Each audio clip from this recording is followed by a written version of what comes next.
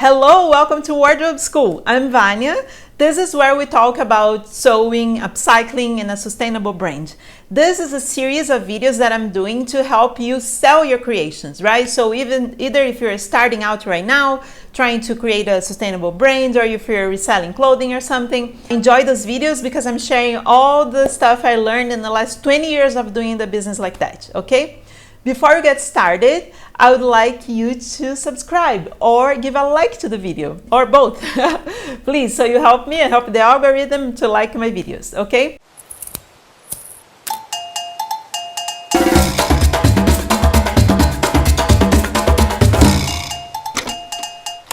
In this video, we're going to talk about how you can get started and what kind of skills you need if you want to sell clothing. If you want to start, basically like if you want to start a clothing line that's sustainable, how you do it and what kind of skills you need, okay? And you don't need much. That's why I want to share those with you to encourage you to do so, because we definitely need more sustainable clothing brands out there, right? So the first skill that you need is passion, right? I don't even know if passion is a skill, but you definitely need passion because you cannot be in this business if you don't like it much. It's a thing that's a lot of work. It's a lot of dedication, but when you love it, it makes it easier for you to keep going because, you know, every step, as in everywhere, right, in every other career, you always find obstacles and difficulties and stuff, but this one is really about, like, you really have to love it. You have to love be, you know, around clothing, around people, understanding construction and stuff like that. Even if you didn't have to fashion school or anything, you can definitely do it, but you have to have this passion, okay? So that's the first thing. The next thing is you should have a sewing machine, like, you know, and you don't need any fancy sewing machine. Of course, you could do it by hand, but sewing by hand is not easy, right? Like, it is easy, but it's not, it takes way too long unless you're gonna charge a lot for your pieces. You could definitely do a handmade, like really by hand, but you know, if you have a sewing machine, it'll make your process much easier.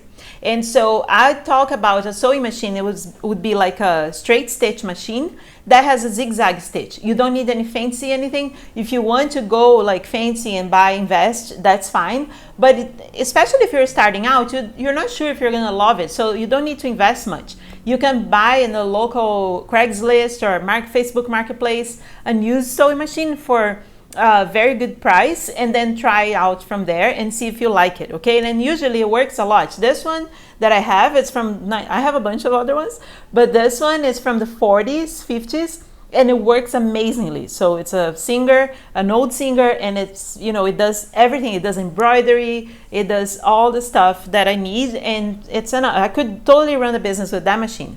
Then you might want to have a serger as well. A serger is a finishing, you know, machine that does the finishing, and it locks the stitch. So for certain jobs, you might want a serger. You don't have to worry about now if you're starting out. I have a serger, I have two sergers, but I barely use them, okay? So don't worry about it.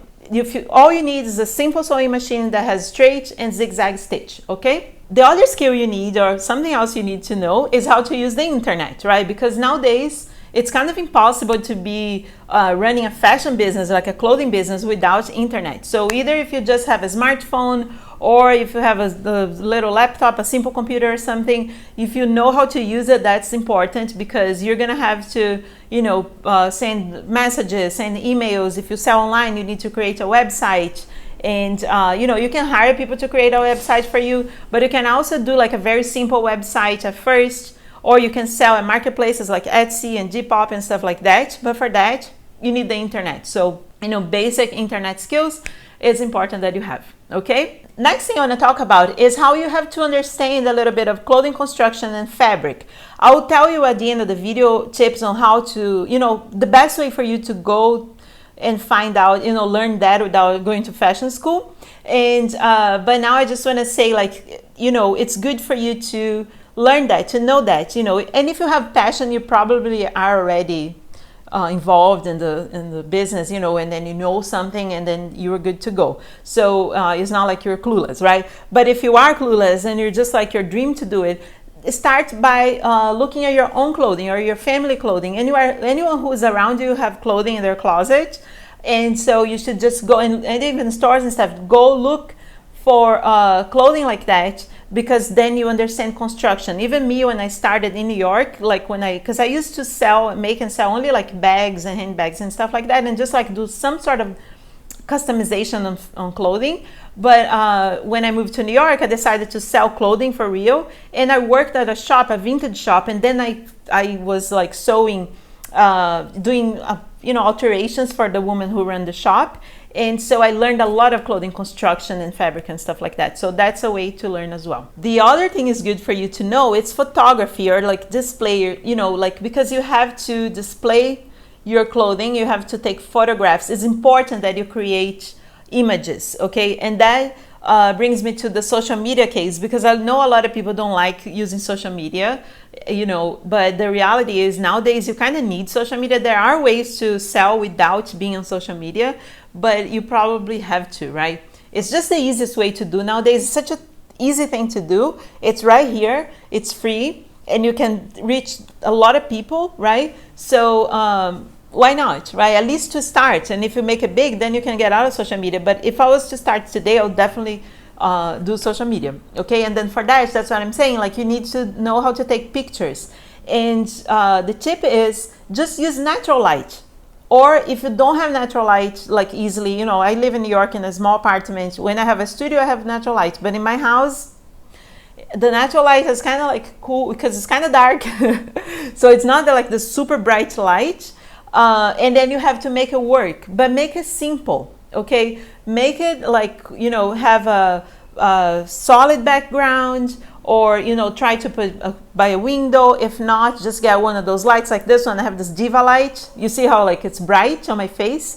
It's because I'm using the Diva light. And if you have one of those lights, you can also, kind of like, it's cheap, so you can brighten your pieces and then take pictures of it. Another tip for you for lightning is, the Asian lamps, those like paper lamp, you can put a light bulb in there, and that kind of lamp is great to have because it diffuse the light. So if you have a couple of those around, you can take pictures of your clothing and it's going to be good. Is it the best solution? It's not, but it will help for you to get started. All this is for you to get started, not get stuck, okay? So it's a good thing to know, how to take pictures, use social media, and have those hacks of lighting and stuff, so you have nice images that will make people attracted to the clothes you're selling, right? And then the last thing I want to tell you is how you can learn about fabric.